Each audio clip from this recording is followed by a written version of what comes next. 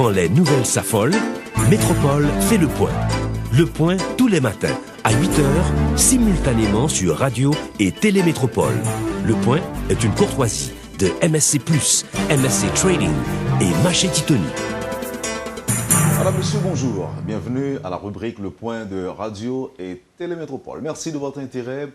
Bon début de semaine avec nous, évidemment. Ce matin, ça va être spécial. Nos invités, deux Canadiens d'origine haïtienne et algérienne, Gary Clan et Karim Akouche. Avec eux, on va parler de leurs œuvres, de leurs ouvrages, on va commenter l'actualité aussi. Autant de questions qu'on aura à aborder avec nos invités ce matin. Gary Clan, bonjour, bienvenue sur le plateau de la rubrique Le Point de Métropole. Bonjour Wendell. Karim Akouche, bonjour. Bonjour. Je suis content d'avoir cette possibilité de vous parler aujourd'hui. Et on va brasser l'idée. Vous comprenez ce que cela veut dire? On va tout brasser. On va tout brasser. Alors, Gary Clan est Canadien, mais d'origine haïtienne. Il a laissé Haïti depuis... Je n'étais même pas né en 1960. En 1960, je n'étais pas encore né. Et Karim Akouche, lui, est arrivé au Canada en 2008 et depuis, il brille de ses feux, selon ce que j'ai appris. Alors, voyons maintenant avec Gary Clan qui a rédigé un ouvrage apparemment à succès, Le Massacre de Jérémie, Opération Vengeance.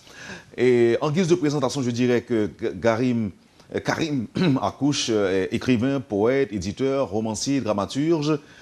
Et il a écrit plusieurs ouvrages, dont Toute femme est une étoile qui pleure, Allah au pays des enfants perdus, J'épouserai un petit prince. Et alors que Gary Clan, lui de son côté, il est romancier aussi, ses ouvrages sont très nombreux. Monologue pour une scène vide, bienvenue au Makoutistan. Il nous expliquera ce que cela veut dire Makoutistan. Et un homme seul est toujours en mauvaise compagnie. Le massacre de Jérémie, il est grand temps de rallumer les étoiles. Autant de points qu'on aura donc autant d'ouvrages rédigés par nos invités. Alors, messieurs, la première question, Gary Clan, vous avez laissé Haïti en 1960, vous y revenez apparemment de temps en temps. Pourquoi vous demeurez si attaché à Haïti? Qu'est-ce qui vous attire? Juste, petite parenthèse, le dernier ouvrage, je l'ai écrit en collaboration avec Anthony Phelps. Je voulais juste Anthony souligner Phelps, pour qu'on ne pense pas que je sois tout le seul. à fait. Vous avez tout à fait raison. Bon, OK. on ferme la parenthèse. Pourquoi je suis resté attaché à Haïti? Oui. Vous faites le va-et-vient, vous écrivez sur Haïti. Le roman Le Massacre de Jérémie que vous avez rédigé conjointement avec Anthony Phelps est le témoignage évocateur de ce que je viens de dire. C'est ça. Et pourquoi je reste attaché à Haïti? Mais c'est beaucoup plus complexe que ça. C'est-à-dire qu'au début, quand j'ai écrit mon recueil de poèmes Exil, c'était la nostalgie la plus complète. Je souffrais. La nostalgie, c'est une souffrance, n'est-ce pas? Et je me suis rendu compte à un moment donné que la nostalgie était une prison, qu'il fallait sortir de la nostalgie. On ne doit pas rester enfermé dans la nostalgie, parce qu'on ne va nulle part à ce moment-là. C'est très bien d'aimer à la folie, si vous voulez, mais l'amour à la folie, à un moment donné, il faut se libérer.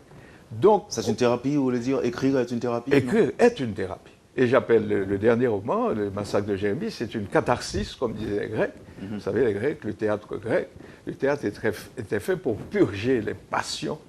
En voyant les hommes souffrir, aimer et tout, le spectateur s'identifie et ça lui fait du bien, vous comprenez?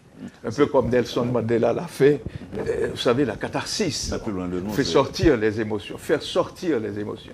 Le Massacre de Jérémie, c'est faire ressortir les émotions de cette époque horrible que vous n'avez pas connue, mais que moi j'ai connue. Oui, en partie alors, j'ai les idées. Grâce à ce que vous faites, écrivain, historien. Il faut justement rappeler que les gens n'oublient pas. Il ne faut pas qu'on oublie ces choses. Oui, surtout, j'ai beaucoup aimé ce que vous m'avez dit avant de venir en studio, c'est que Haïti est grand et avec beaucoup d'histoire, mais on n'a pas de grand. Haïti est trop grand. Pour être pauvre, mais ça, c'est pas ça. Je vous ai dit que ce que j'ai développé dans le précédent roman, moi, je pense que 1804, c'est une chose extraordinaire. On ne va pas en reparler. Mais je pense que 1804, en même temps, a libéré Haïti tout en emprisonnant l'Haïtien. Oui. C'est-à-dire que l'Haïtien n'arrive pas à sortir de ça.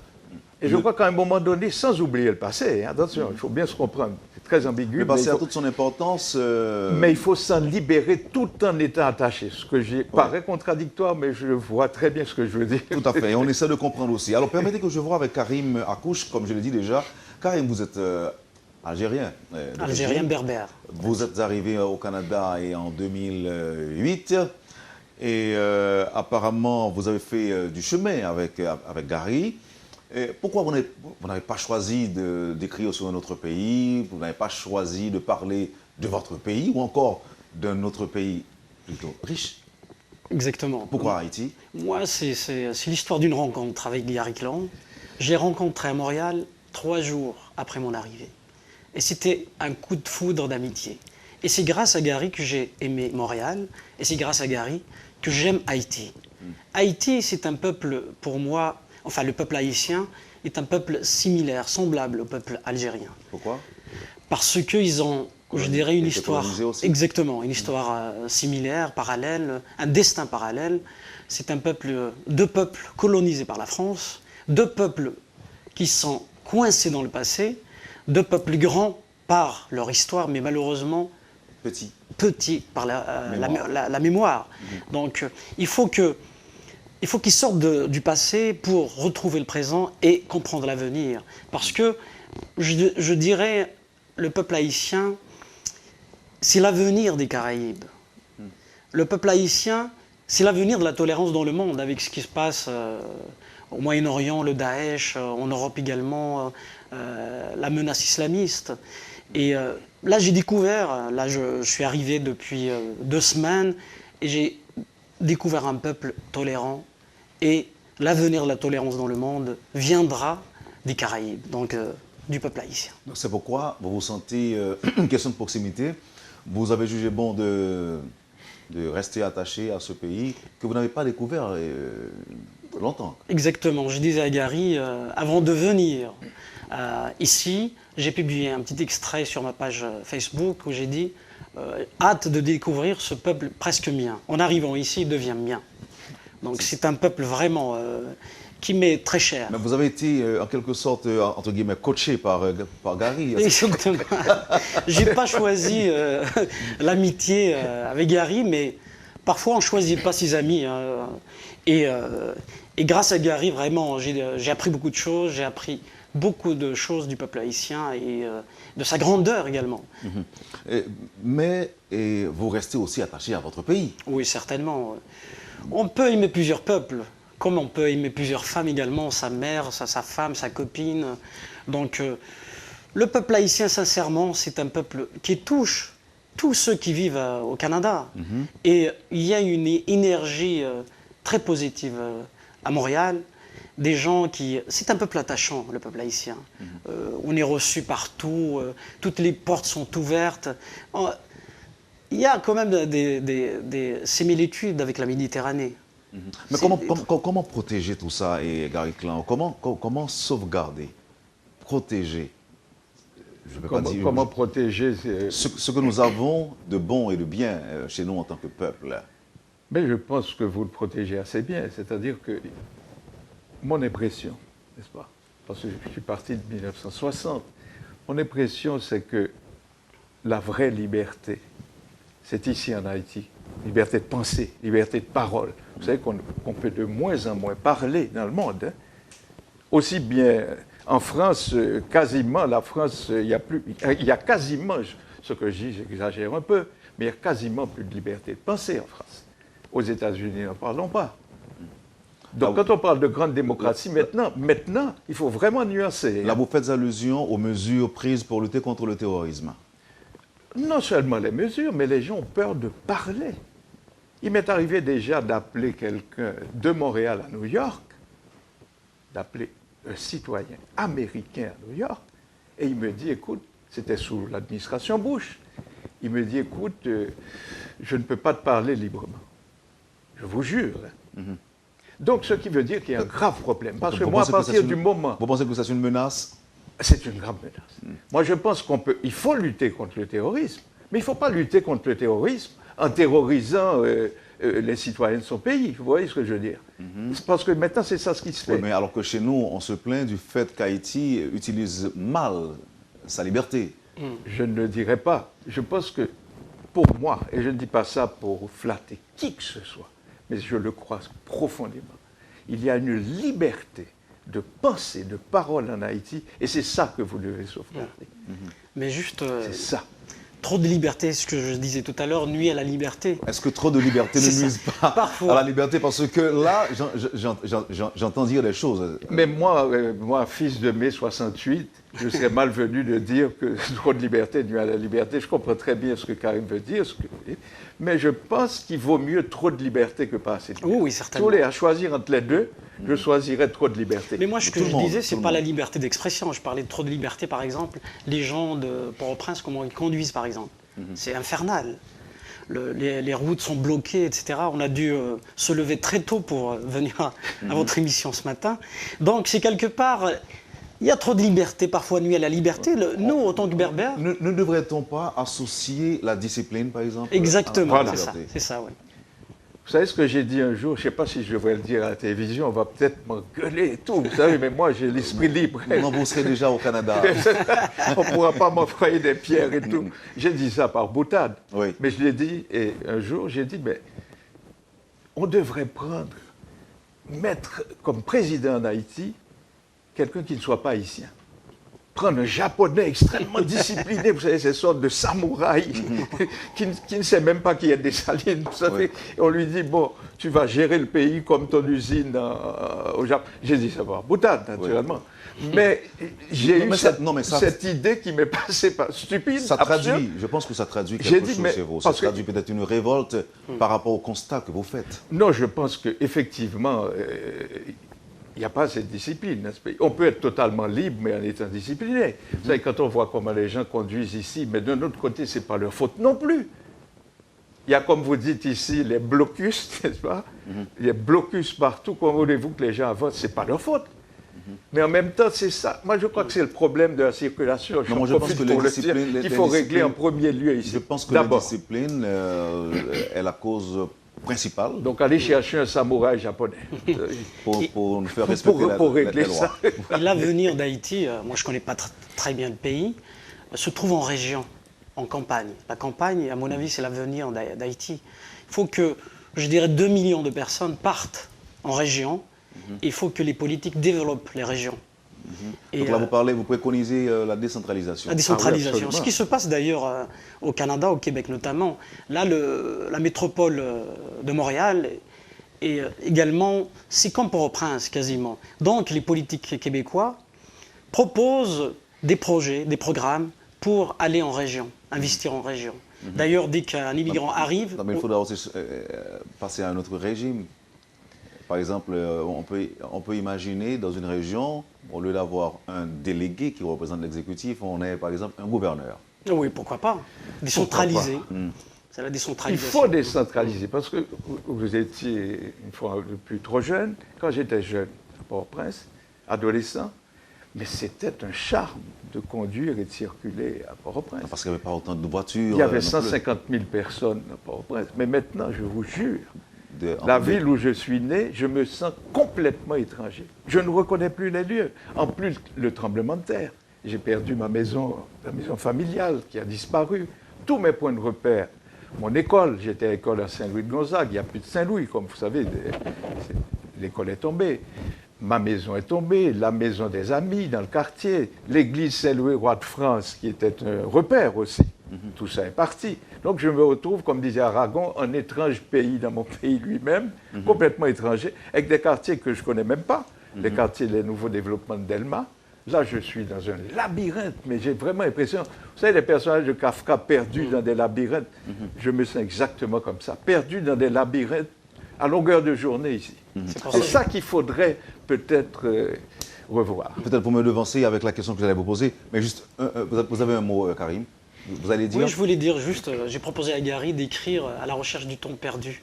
Ça peut être intéressant comme prochain titre. Parce que exactement, j'ai pris des photos de lui devant sa maison tombée, vraiment, c'était émouvant, vraiment. Quelqu'un qui cherche son passé, il n'y a plus de repères, c'est douloureux, vraiment.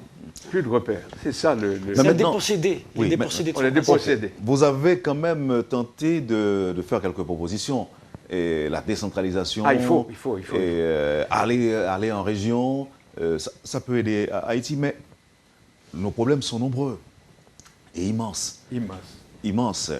Comment les adresser aujourd'hui et comment les résoudre surtout? Il faut prioriser déjà l'éducation. À mon avis, c'est très important, l'éducation. Et ce qui m'a frappé à Montréal, lorsque je rencontre des Haïtiens, c'est leur niveau d'éducation, ceux qui vivent notamment à Montréal. Ils ont un niveau immense, enfin, ils ont une culture immense. C'est des gens qui apprennent beaucoup de choses aux autres. Donc il y a des médecins, et vous vous posez des questions à savoir comment ces intellectuels n'arrivent pas à résoudre les problèmes de leur pays. Exactement, c'est ça. Mais les problèmes, je ne veux pas lancer la pierre non plus, parce que les problèmes sont tellement, si j'ose dire, énormes, n'est-ce pas? C'est des problèmes, on ne sait même pas par quel bout commencer. Par quel bout on va commencer? Moi, je crois que la circulation, ça serait vraiment le numéro 1. Tant qu'on ne libère pas ces rues, on ne peut pas avancer. Vous sortez, vous êtes bloqué, vous arrivez à droite, vous êtes bloqué, à gauche, vous êtes bloqué. Ça crée aussi des tensions. Un stress. On peut tomber malade, on s'énerve, il faut régler ce problème. Non, mais le problème, c'est que celui qui s'énerve, il suffit de l'observer, on va voir ce qui va se passer. Il va afficher un comportement d'indiscipliné aussi un peu plus tard. Absolument. Donc, mais par quel bout commencer? Moi, je ne suis pas urbaniste, je n'ai aucune formation dans ces domaines, je ne peux que dire ce que je pense, mais en même temps, je dis, je ne vais pas lancer la pierre à qui que ce soit. Les problèmes sont tellement complexes. Vous êtes encore traumatisé, Gary Clan, à partir de ce que vous avez vécu en Haïti au cours des années 60, période à laquelle vous avez dû laisser le pays. On comprend que vous vivez encore avec des traumatismes. Moi, je pense que tous les gens de ma génération, ceux qui m'écoutent, ils me diront si j'ai tort ou raison, je pense que nous tous, nous avons été traumatisés par cette période d'horreur absolue. Mais aujourd'hui, est-ce que vous croyez que qu'il y a des efforts qui ont été faits? Je ne vais pas parler de ce qu'on a réalisé en 1986, par exemple, avec la chute des Duvalier et autres. Des gens, peut-être par peur d'un retour à la dictature, pensent encore que nous sommes vulnérables, ou encore nous sommes disposés, ou encore nous pouvons encore connaître de la dictature en Haïti. Est-ce que vous pensez qu'Haïti est aujourd'hui sur la voie de la dictature? Absolument pas, non. Je crois que ce serait absurde de dire une chose pareille, parce que je me sens au contraire plongé en pleine anarchie. L'anarchie, c'est l'extrême opposé de la dictature. La dictature, vous n'avez le droit de rien dire, vous ne pouvez pas bouger, vous ne pouvez pas parler, vous ne pouvez rien faire. Il n'y a plus d'anarchie du tout. Vous comprenez? C'est l'opposé de l'anarchie. Non, je ne pense pas. Et puis on n'est plus à l'époque des grandes dictatures. Vous vous souvenez, à une époque, toute l'Amérique latine, c'était des dictateurs et c'est tombé. La chute du mur, enfin, etc. Nous sommes à une autre époque. Mais on a une autre dictature qui perce, c'est la dictature religieuse. Je ne veux citer personne. Il n'y a qu'à penser à Daesh et à tout ce qui se passe dans le monde. Ça, ce sont les nouvelles dictatures. C'est là les nouvelles dictatures. Il faut faire très attention aussi. Là, et ce qui m'amène à voir avec Karim qui a perdu l'un de ses proches. Un cousin. Un cousin, et par les fanatiques. Non? Lors de la guerre civile en Algérie. En Algérie. Donc, qui a tué plus de 200 000 morts durant les années 90. Et en ce moment, au Québec, on mène un combat pour la laïcité et contre l'obscurantisme. On va revenir en parler dans un instant, juste le temps d'observer la pause. En tout cas, messieurs, merci.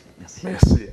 Vous suivez, madame, monsieur, la rubrique Le Point de Radio et Télémétropole. Nos invités aujourd'hui, Gary Clan et Karim Akouche. Merci de votre intérêt. Ne quittez pas, on vous revient tout de suite après la pause. L'eau atterrit dans MSC+, c'est comme si vous arriviez l'autre bord de l'eau. Matériel électrique, machine à laver, fou, frigidaire et latrine. Dans MSC+, c'est nous qui avons plus de variété de produits dans tout le pays. Nous avons exactement ce qu'on a besoin. Plus toujours. Dans MSC+, nous marions variété à qualité. La preuve, nous sommes représentants exclusifs INCO en Haïti. Un gros produit de qualité supérieure qui valent le terrain dans le monde entier. Nous avons un showroom 30 000 pieds carrés.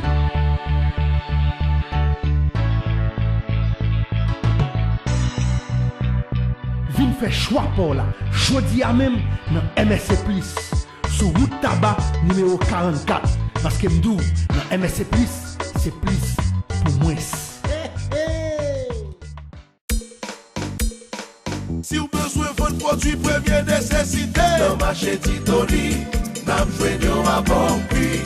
Ou même qui veut vendre bon genre produits cosmétiques, marché Titoni, n'a besoin à bon prix. Produits en gros en détail pour mettre la caille, dans marché Titoni, n'a besoin à bon prix. Hey, hey, quand ta boulette là, en gros en détail, Syria, en gros en détail, Etia, en gros en détail, l'huile là, en gros en détail, saumon en gros en détail, sans besoin, en détail, avec Titoni, en détail, et bon prix, en détail, et puis ces produits de qualité, dans marché Titoni, n'a besoin à bon prix, et puis c'est qu'à Titoni, produits pas expiré, marché Titoni, n'a besoin tout produit. Wap jwen marché Titoni dans building Fabnac, Boss Station Gonaïve là. Téléphone 813 14 57 à 59. L'eau atterri dans MSC Plus, c'est comme si vous étiez arrivé l'autre bord de l'eau. Matériel électrique, machine à laver, fou, frigidaire et latrier. Dans MSC Plus, c'est nous qui avons plus de variété de produits dans tout le pays. Nous avons exactement ce qu'on a besoin. Plus toujours. Dans MSC Plus, nous marions variété à qualité. La preuve, nous sommes représentants exclusifs INCO en Haïti. Un gros produit de qualité supérieure qui va le terrain dans le monde entier. Nous avons un showroom 30 000 pieds carrés.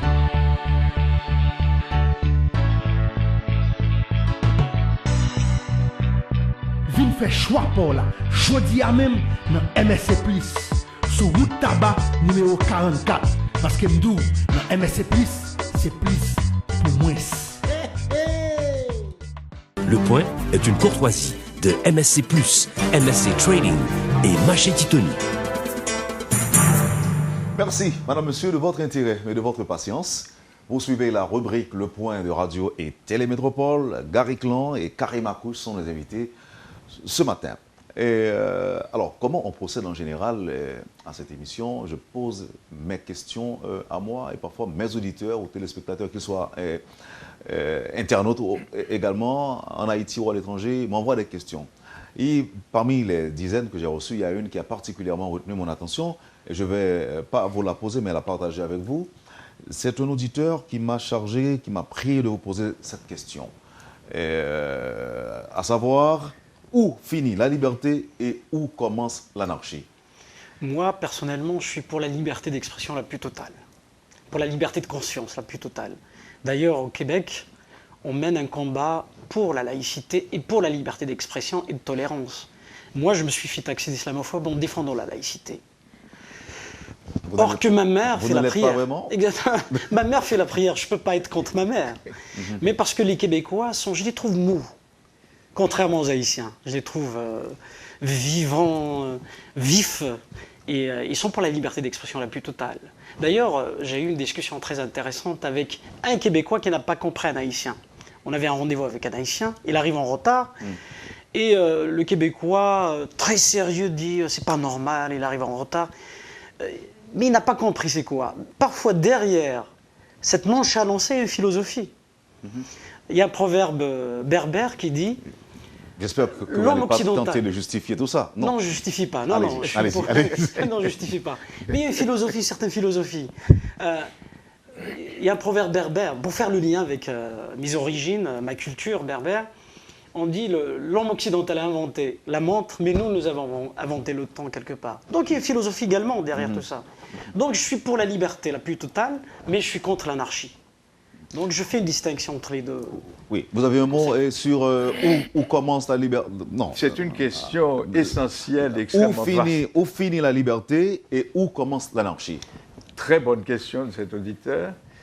Où finit la liberté, où commence l'anarchie?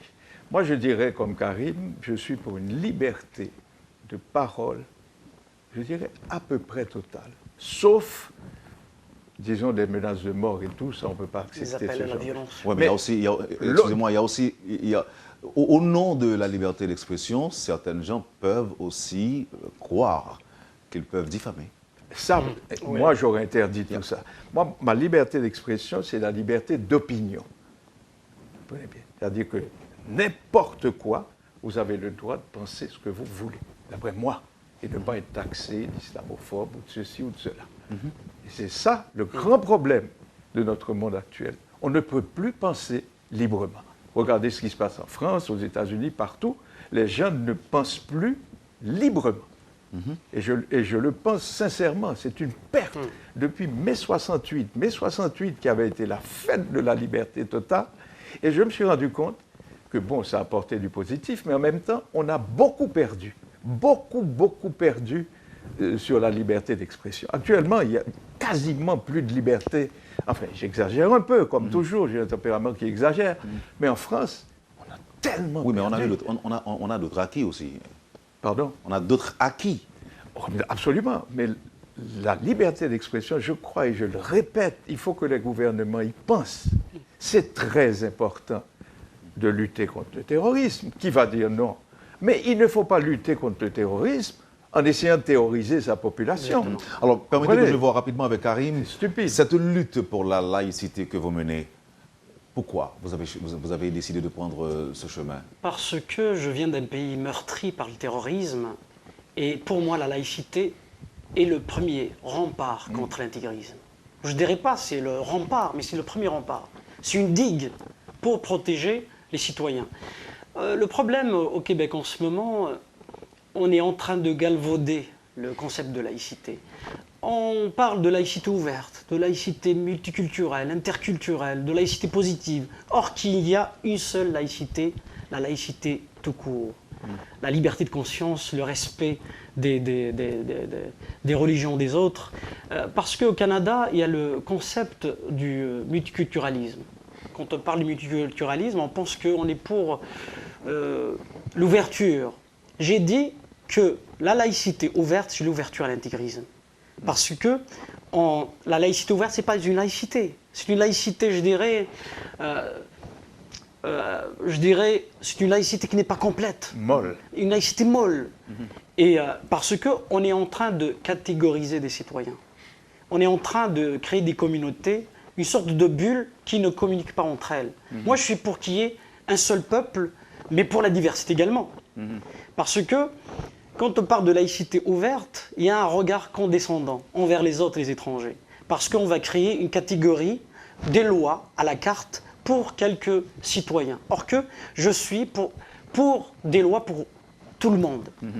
Amenons le sujet, par exemple, à ce qui se passe ou ce qui se fait aujourd'hui chez nous en Haïti. Et Gary Clan, le pays que vous découvrez aujourd'hui n'est pas le pays que vous avez laissé. Il y a 50 ans, il y a plus de 50 ans. Il y a plus de 50 ans. Oui, mais Hélas, il y a plus de 50 ans. oui, certainement. Autre chose à souligner, c'est que Haïti, je ne veux pas dire qu'elle est sur la voie de l'islamisation, mais quand même, il y a beaucoup de mosquées aujourd'hui en Haïti, ce que vous n'avez pas connu. Absolument pas. Et il y a beaucoup de musulmans en Haïti, chez nous, aujourd'hui. Là, je pense que ça va faire tic, le fait de dire ce mot.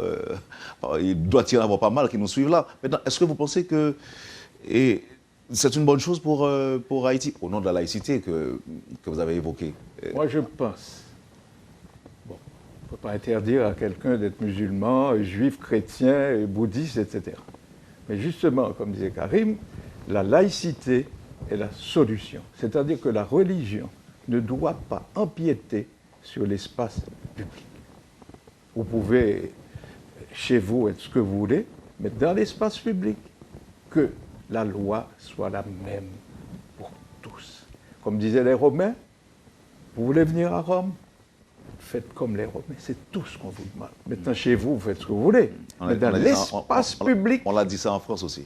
dans l'espace public, vous faites comme tout le monde. Vous vous conformez alors? Vous vous conformez à la loi du pays. La règle est simple, mais elle n'est pas appliquée. Elle n'est pas appliquée. Cette telle religion veut faire telle chose, l'autre religion veut faire telle chose. Je ne cite personne. À Montréal, la rue où j'habite, il y a des règlements pour telle religion, il y a des choses pour telle autre. Enfin, écoutez, c'est pas possible. D'ailleurs, ce qui m'a choqué, moi, à Montréal, le Premier ministre québécois a dit qu'il respecte l'intégrisme s'il ne contrevient pas aux droits des autres. Et moi, je lui ai répondu, je lui ai dit, l'intégrisme, c'est le terrorisme qui n'est pas passé à l'acte. Les frères Kouachi qui ont assassiné... C'est pas trop fort de dire ça? Non, non, c'est la réalité. Les frères Kouachi qui ont assassiné les journalistes de Charlie Hebdo. Avant, quelques fractions de secondes avant qu'ils commettent l'attentat, ils étaient intégristes.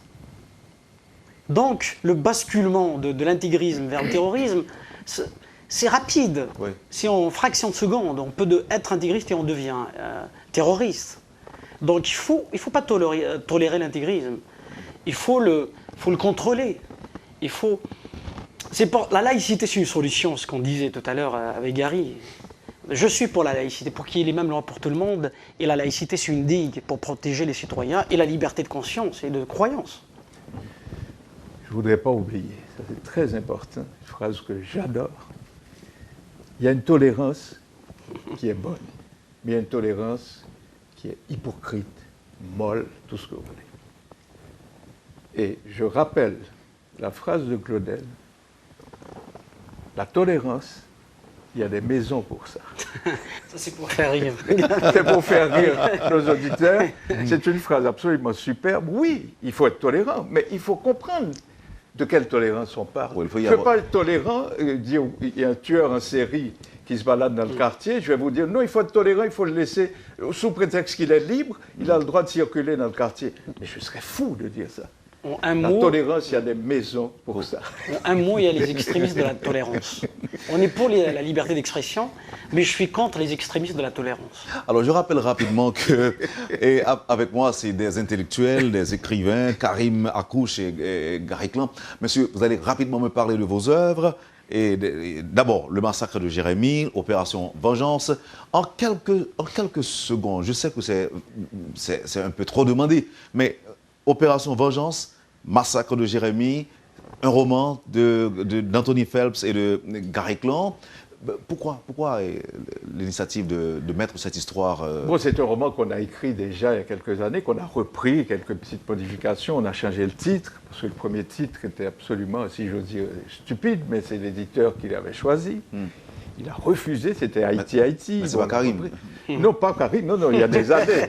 Il y a des années ça. Moi, Karim n'était même pas né à l'époque. Et puis, Haïti, ça ne veut rien dire. On peut penser que c'est un roman, c'est un livre pour touristes surtout. Donc on l'a refait avec le nouveau titre, publié chez Karim, Le massacre de Jérémie. C'est de ça qu'il s'agit. L'histoire un peu de mots, c'est quelqu'un qui rentre pour venger sa famille qui a été assassinée à Jérémie. Sur l'ordre dans notre livre, c'est le président Faustin. Pourquoi bon, il est vrai que c'est un roman, donc c'est de la fiction quand même, mais inspiré d'une réalité. Ah bien sûr, c'est la réalité de Duvalier-Père. À un certain moment de la durée, je me posais la question, savoir, mais pourquoi il a dit président Faustin? Je croyais qu'on allait... C'est à ce moment-là que je me suis rendu compte que c'est de la fiction. Président Faustin, parce qu'on est dans la fiction, tout en étant dans la réalité, tout est assez complet. On est dans la réalité, mais en même temps dans la fiction, parce que ce n'est pas un livre d'histoire qu'on écrit pour expliquer les événements, c'est pas ça. C'est un roman. On tue la famille du héros, Philippe Rivière, qui décide de se venger. Il part de Paris, il rentre en Haïti, et toute sa quête, c'est une enquête, toute cette démarche, et tout ce qu'il va accomplir, je ne le dirai pas, les lecteurs. Oui, on trouve le livre leur propre découverte. On le trouve à la Pléiade, à Pétionville. Il n'y a pas de grande signature prévue? On en a fait un tas déjà. En Haïti? Oui, Institut français, Focal, on a fait... Et comment a été la réaction? Oh, excellente. Je suis épuisé, mais heureux. À force de signer. Ok, là, vous me parlez, il s'agit du massacre de Jérémie, Opération Vengeance. Oui. Monologue pour une scène vide. Bienvenue au Makoutistan. Dites-nous, qu'est-ce que vous entendez par Makoutistan? Mais ça me semble tout à fait clair. Non? Il y a l'Afghanistan, il y a le Pakistan, ben maintenant il y a le Makoutistan, etc. Donc, le Makoutistan, ça veut dire quoi, à votre avis? Ne me dites pas que c'est Haïti. C'est absolument Haïti. Je ne dis pas que c'est Haïti actuel. mais c'est une Haïti. Le Ok. pays des Makoutes, Afghanistan, Pakistan, Ouzbékistan. Maintenant, il y a un nouveau pays que j'ai inventé, Qui s'appelle le Makoutistan. Je l'ai inventé qu'on le note pour... Et quelles ont été les réactions que vous avez reçues après avoir rédigé ce livre? Oh, tout le monde a adoré. J'ai eu, je peux vous dire, un juge. Les juges, c'est des gens très sérieux, généralement. Tu vois. Et un juge canadien qui a cherché mon adresse, qui m'a contacté pour me dire que c'est un des livres qu'il avait le plus aimé. J'ai dit, monsieur le juge, merci, venant d'un juge, c'est extraordinaire. Donc, ça ne l'avait pas choqué du tout. Vous comprenez? Vous avez laissé pas mal en Haïti, j'espère? Non, on n'en a pas. On en a laissé quelques-uns, je crois qu'il y en a quelques-uns, mais il y a surtout le massacre. Mais on reviendra. On reviendra. Mais avec- on peut le commander. On peut le commander. Avec le Makoutistan. Bon, en tout cas, merci Gary Clan. Laissez-moi voir. Comment ça s'appelle encore? Toute femme est une étoile qui pleure. Livre de Karim Akouche. C'est une pièce de théâtre qui a été jouée avec succès en 2013 à Montréal. Et là, on est en train de travailler sur une tournée avec une grande metteur en scène, Francine Alpin. J'espère revenir en Haïti avec cette pièce de théâtre. D'ailleurs, l'écrivain Lionel Trouillot a aimé le texte, parce qu'on a fait une émission avec lui et il a aimé le texte. Donc, je reviendrai. Les gens aiment ce texte-là. Mais j'ai écrit des romans, notamment Allah aux petits enfants perdus, Oui. sur l'Algérie d'aujourd'hui, qui ressemble à Haïti d'ailleurs, riche mais pauvre, bizarrement pauvre. Et Non, vous êtes d'accord? Excusez-moi que je vous... Il n'y a pas de problème. J'arrête un moment. Haïti, Trop riche pour être trop pauvre. riche pour être pauvre. Absolument. Mais vous savez, It is too rich to be poor. mais écoutez, c'est pas une banalité de le dire. Regardez le nombre d'écrivains que donne Haïti. Regardez le nombre de peintres, de musiciens, de tout. Quel est le problème? Il n'y a pas d'argent. Parce qu'on n'arrive pas, on ne peut pas vivre de la parole. Il faut Il n'y a vivre de- pas d'argent. Et je suis Ça certain. vaut qu'on- on estime pour des pauvres. Mais Karim a dit quelque chose qui surprend. Vous avez exprimé votre désaccord par rapport à ceux qui estiment qu'Haïti est le pays le plus pauvre. Oui, je ne suis pas d'accord avec ce constat. Pourquoi? Parce que je l'ai vu de mes propres yeux. Il y a la matière grise, il y a les étudiants. Là, on a assisté à des débats très intéressants, des jeunes qui posaient des questions très intéressantes. On a rencontré la jeunesse vivante, une jeunesse vivante. Et en même temps, on a vu, j'ai vu les rues, j'ai vu les maisons, malgré le séisme, etc. Donc, c'est un pays qui a de l'avenir. Mais c'est aux politiques de montrer la bonne voie pour redonner sa place qui revient de droit à Haïti pour qu'elle retrouve sa place dans le concert des nations. Alors, revenons. J'accuserais certains médias de toujours focaliser sur les leaders, Les choses négatives. alors qu'il y a tant de belles choses ici. Là, vous parlez de médias internationaux, Internationaux, de médias absolument. étrangers. Oui. Mais ça Non, se fait aussi chez nous, Qui en Haïti. focalise complètement sur la leader. Naturellement, elle est là. Et il faut la montrer. J'allais Non, vous non, dire mais ça, parce attendons-nous qu'il bien. Il y a aussi un principe en Il faut journalisme. lutter contre la misère, parce que la misère est insupportable. Yeah. Entendons-nous. Mais il n'y a pas que ça en Haïti. Oui, mais avec la différence, on n'est pas là non plus pour dire que tout est correct, Oui, tout ça est bon. Je suis changer tout à les fait choses, d'accord. certainement. Donc c'est quand il y a un problème. Mais il faut nuancer les choses. Mais je dirais qu'il y a des pays africains plus pauvres encore. En même temps, il y a un potentiel pour Haïti. Il y a le tourisme. J'ai été à la plage, là j'ai vu des belles plages. Mais sous-exploité. Mais ce n'est pas développé. Exactement. Il faut Sous-exploité. développer le tourisme, Exactement. par exemple. Le tourisme, il faut le développer. Alors revenons. Et Karim a le titre, au titre de votre ouvrage, Toute femme est une étoile qui pleure. Qu'est-ce que ça veut dire? Ah oui. En peu de mots, qu'est-ce que vous entendez? Oui, c'est un monologue d'une femme qui raconte son histoire depuis sa naissance jusqu'à sa lapidation, mais au même temps, elle raconte l'histoire de toutes les femmes du monde, une femme africaine qui a subi l'excision, une femme afghane qui est en Tchadoré, une femme une Moldave qui pratique la prostitution, etc. Et une femme, une secrétaire qui travaille par exemple à New York mais qui touche 2 sous. Donc tout ça, c'est le portrait de toutes les femmes du monde. C'est un cri, c'est un chant poétique qui célèbre la femme tout en dénonçant l'obscurantisme et la misogynie. Voilà. Merci. On va finir, messieurs. Quels sont donc les projets pour Haïti? Moi, il y a récemment, j'ai publié un essai collectif sur le Québec à l'heure des choix, qui va devenir une collection.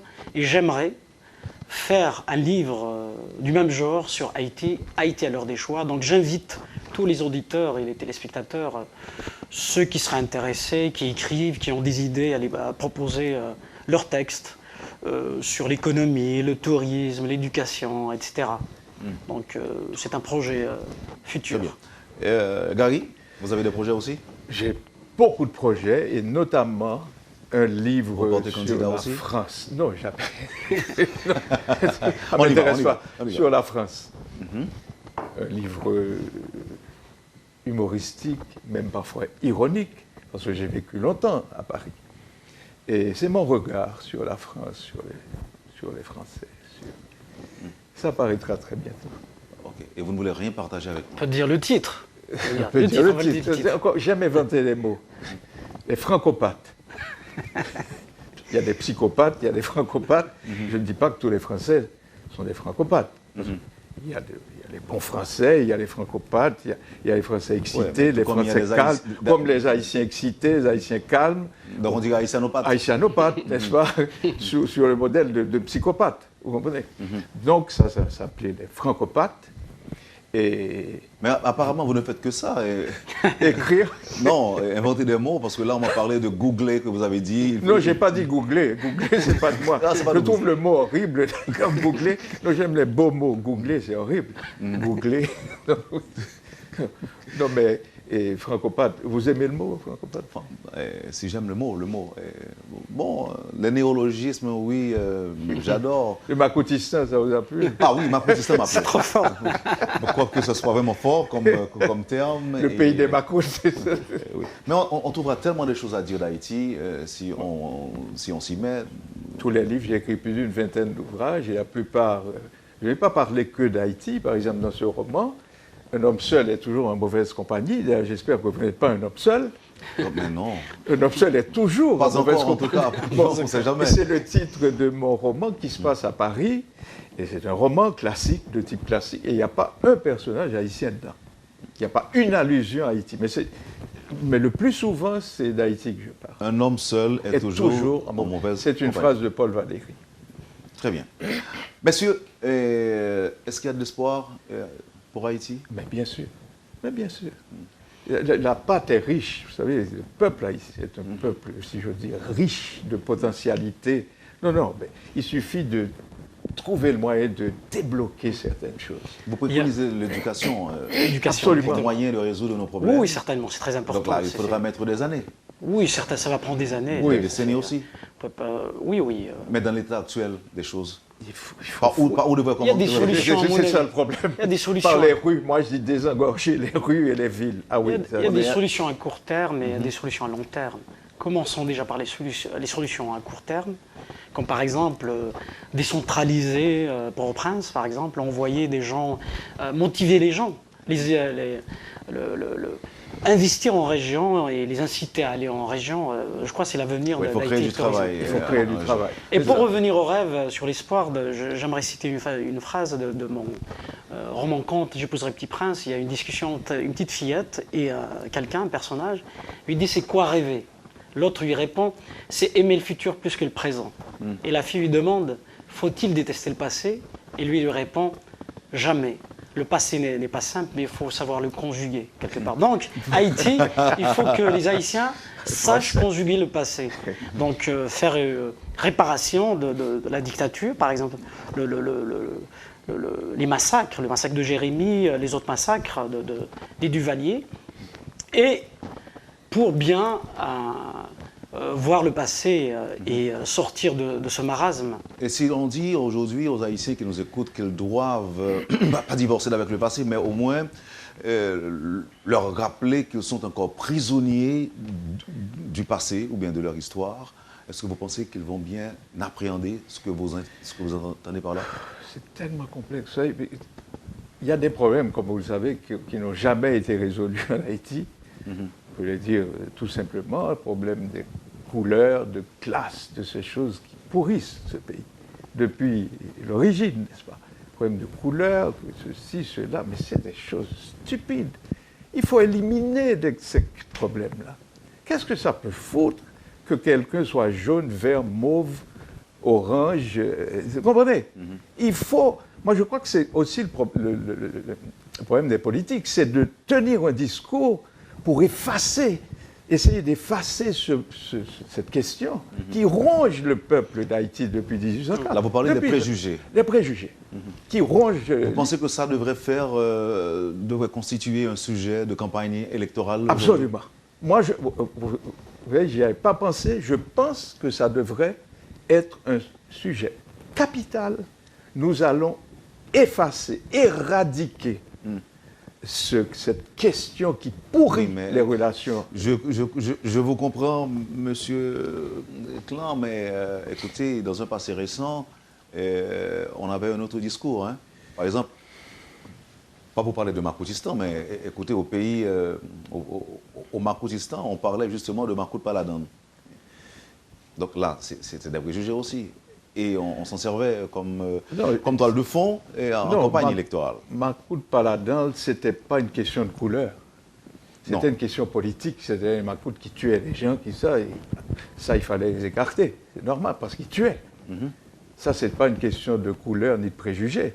Là, moi, je parle de préjugés. Inviter tous les Haïtiens, par exemple, à s'asseoir, c'est ne pas faire cas des préjugés de couleur, des préjugés politiques non plus. Parce que si Haïti a besoin de tous ses fils, de toutes ses filles, donc il faut que tout le monde arrive à s'asseoir, n'est-ce pas? Mais il faut aussi que ceux qui ont commis des crimes, je ne dis pas qu'on va les fusiller et tout, je ne suis pas pour ces méthodes brutales. Il faut justice, il faut rendre justice à qui justice est due. Comme Mandela, je prends toujours l'exemple de Mandela. Il faut une thérapie. C'est-à-dire mettre les gens l'un en face de l'autre, que l'un se mette à pleurer, etc. Et comme on l'a vu au temps de Mandela, et faire une thérapie. La thérapie n'a jamais été faite après des milliers de morts. Est-ce que vous trouvez ça normal? Anormal. Et moi, ce qui me plaît en Haïti, c'est le métissage. Et Haïti, ce n'est pas le Rwanda. Parce qu'au Rwanda, il y a deux peuples, les Hutus et les Tutsis. Un peuple bourgeois et un peuple prolétaire.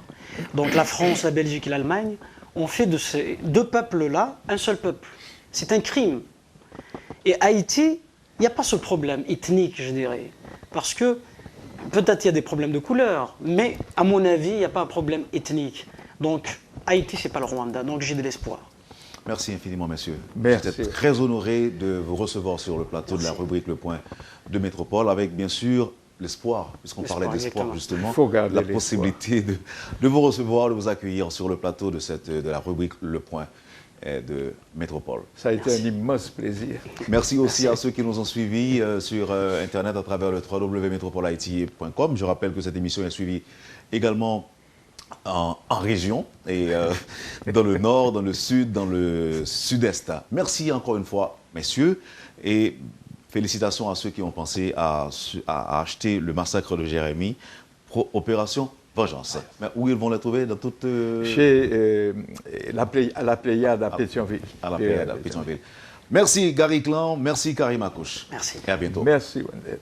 Vous avez suivi, madame, monsieur, la rubrique Le Point de Radio et Télémétropole. Deux écrivains pour vous parler de leurs œuvres, pour nous livrer leurs impressions, leurs points de vue sur Haïti, tel que le pays fonctionne aujourd'hui. Gary Clan et Karim Akouche. Merci de nous avoir accueillis chez vous. Passez une bonne journée et surtout une bonne semaine avec Métropole, et à demain. Quand les nouvelles s'affolent, Métropole fait le point. Le point tous les matins à 8h, simultanément sur Radio et Télémétropole. Le point est une courtoisie de MSC+, MSC Trading et Machete Tony.